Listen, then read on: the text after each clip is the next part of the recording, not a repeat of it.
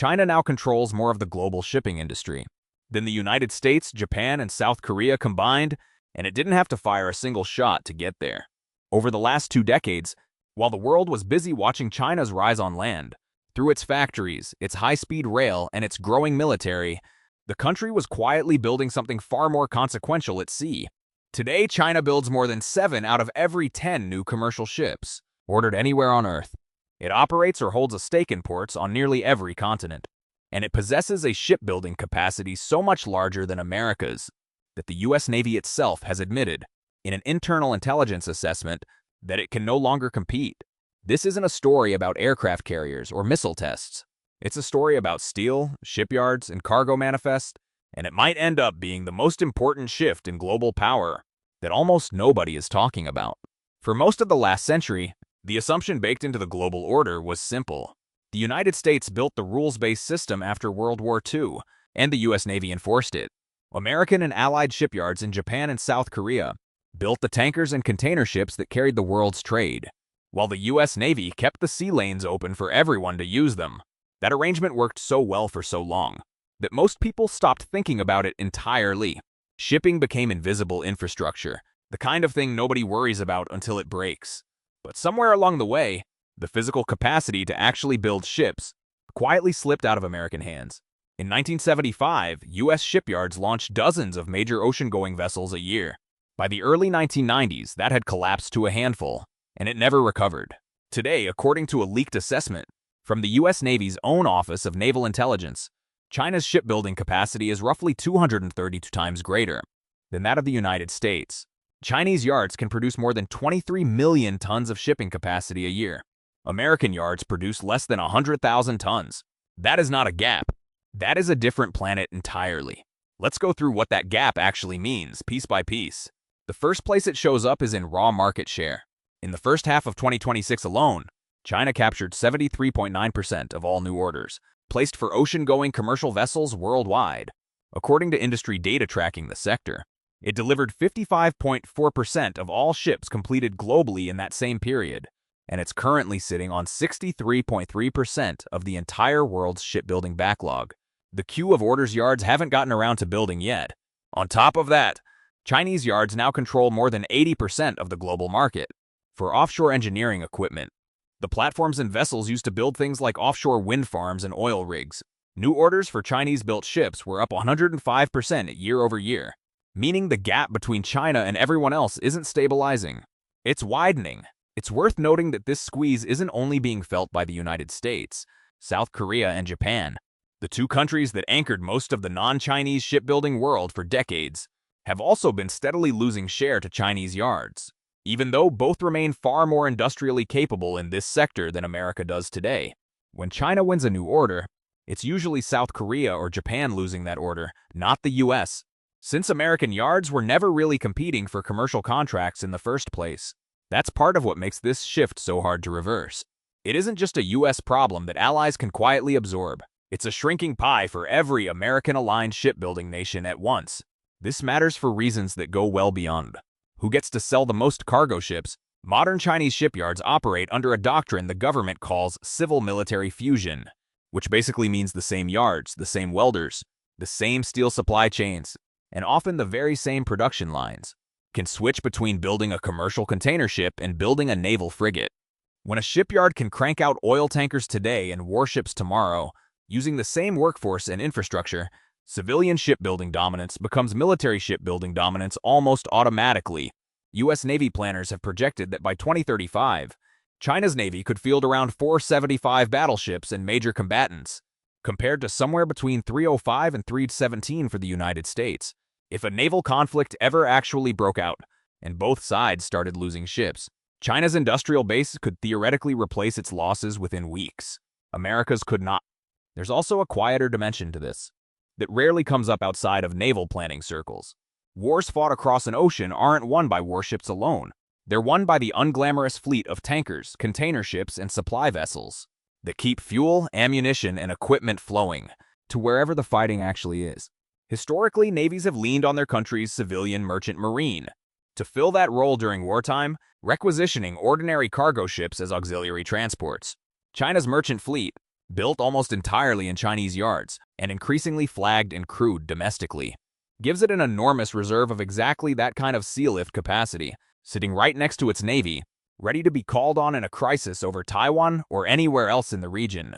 The US, by contrast, has struggled for years to maintain even a modest reserve of ships it could call on for the same purpose. Meanwhile, China's maritime dominance isn't just about who builds the ships. It's also about who controls the ports those ships sail into. Researchers tracking Chinese overseas port investment have identified 145 separate port projects across every continent except Antarctica, with 132 of them still active as of mid-2026. China has signed more than 70 bilateral shipping agreements covering 66 different countries and regions. Some of these ports are purely commercial, but a meaningful number of them, the ones built with channels deep enough, at 12 to 15 meters, to accommodate destroyers, frigates, and even aircraft carriers, have obvious dual-use potential, whether or not China ever actually uses them that way. In 2017, a Chinese naval fleet made what was officially described as a friendship visit to the port of Piraeus in Greece, a port China's state shipping company had taken a majority stake in just 2 years earlier. It's the kind of thing that looks completely normal, until you remember whose navy it was. And because so much of the world's cargo now moves on Chinese-built ships, through terminals with Chinese ownership stakes, insured and financed through a shipping ecosystem that increasingly runs through Chinese firms, the resilience of global trade itself is quietly becoming dependent on decisions made in Beijing. None of the individual countries hosting these ports necessarily lose sovereignty over them, but collectively, the network gives China a level of visibility and potential leverage over global trade flows that no other single country holds, all without a formal alliance system or a single overseas military base built the way the US built its own. China also leans on a quieter tool that never makes headlines the way a warship does. It's called the Maritime Militia, and it's essentially a fleet of ordinary-looking Chinese fishing vessels that operate as an unofficial extension of state power in contested waters like the South China Sea and around Taiwan. These boats swarm disputed reefs, harass foreign fishing crews, and assert Chinese presence in international waters, all while technically remaining civilian vessels that make it awkward for anyone to respond with actual force. Researchers documenting these operations have tracked a rising pattern of coordinated harassment and even physical contact incidents involving these boats near Taiwan and the Philippines throughout 2026. It's a strategy built entirely around staying just below the threshold that would justify a military response, and it's remarkably effective specifically because it looks like nothing at all. Now, none of this means China's maritime expansion has gone entirely according to plan. Panama offers a pretty clear counterexample. For years, the Hong Kong-based firm C.K. Hutchison operated the ports at both ends of the Panama Canal, giving a Chinese-linked company effective control over terminals, bookending one of the world's most important shipping choke points. But in February of 2026, under sustained pressure from Washington, Panama's government formally voided Hutchison's contracts and handed interim control of those terminals over to Maersk and MSC instead, two companies with no Chinese ownership. Beijing was furious, and it's continued applying diplomatic pressure on Panama ever since to try to reverse the decision, or at least insert a Chinese partner back into the deal. It's a reminder that China's maritime reach, however massive, still runs into real political resistance whenever it becomes too visible or too threatening to the countries actually hosting it. Still, step back and look at the whole picture together, and the pattern is hard to miss. China builds most of the world's ships. It's on track to build most of the world's warships too, using the exact same industrial base. It holds stakes in port infrastructure spanning the globe, much of it capable of hosting military vessels if it ever needed to, and it maintains an irregular maritime force that lets it assert control over contested waters without ever technically going to war. None of these tools individually looks like a declaration of dominance. A merchant ship is just a merchant ship. A port investment is just a port investment. A fishing boat is just a fishing boat. But stacked together, they add up to something that starts to look a lot like control over the arteries of global trade itself, achieved almost entirely through commerce, contracts, and industrial capacity, rather than through conquest. That's the part that should genuinely concern Western policymakers, more than any single warship ever could. Military power that announces itself, an aircraft carrier group, a missile test, a troop deployment, is at least visible, and visibility invites a response. Industrial power that quietly accumulates for 20 years, inside shipyards and port authority agreements, doesn't announce itself at all.